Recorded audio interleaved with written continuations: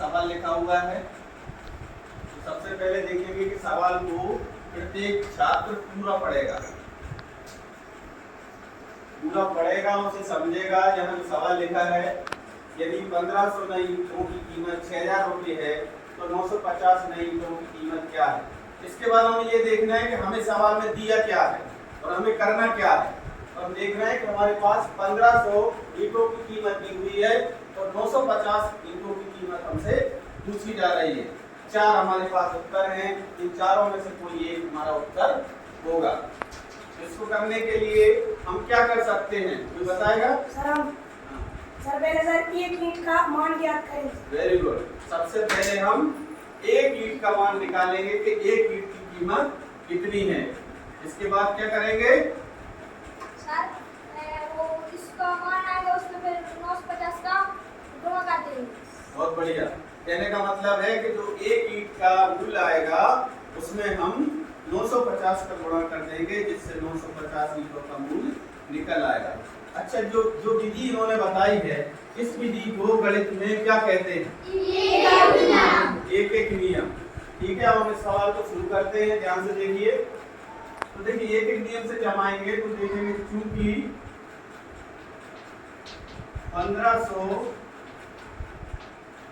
नई ईंटों की नई ईंट का मूल्य बराबर 6000 बटे 1500। जब हम भाग देंगे तभी एक ईंट का मूल्य निकलेगा। 6000 रुपये है, उसमें हम 1500 का भाग देंगे। इसके बाद हमें मान काय का निकालना है 950 का, इसलिए 950 नई ईंट का मूल्य और इसमें फिर 950 का गुणा कर देंगे।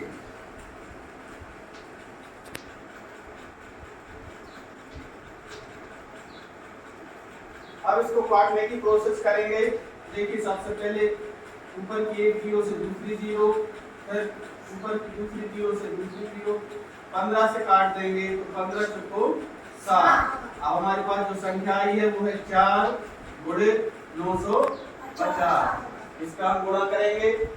गुणा सभी लोग जानते ही हैं, 4 शून्य शून्य, 4 पंजे 20 की शून्य, 4 नाम 36 और 2 हासिल के 38। इस प्रकार हम देख रहे हैं कि 950 ईंटों का मूल्य निकलकर 3800 रुपये आया। इस विधि को एक एक नियम विधि कहते हैं। इसमें पहले एक का मान निकालते हैं और फिर जितने का मान पूछा जा रहा है उतने का गुणा करते हैं। एक का मान निकालने के लिए हम भाग का विधि का इस्तेमाल करते हैं। पूरी संख्या में भाग दिया हमने। एक बार फिर देख लें, 15 से नई ईंटों का मूल्य 6000 था, फिर हमने एक ईंट का निकाला। एक ईंट में जो निकला है उसमें हमने 950 का गुणा किया। और डिस्कस में करते हैं तो इसको यही भाग करके और छोटी संख्या बना सकते हैं। ठीक है, आया समझ में?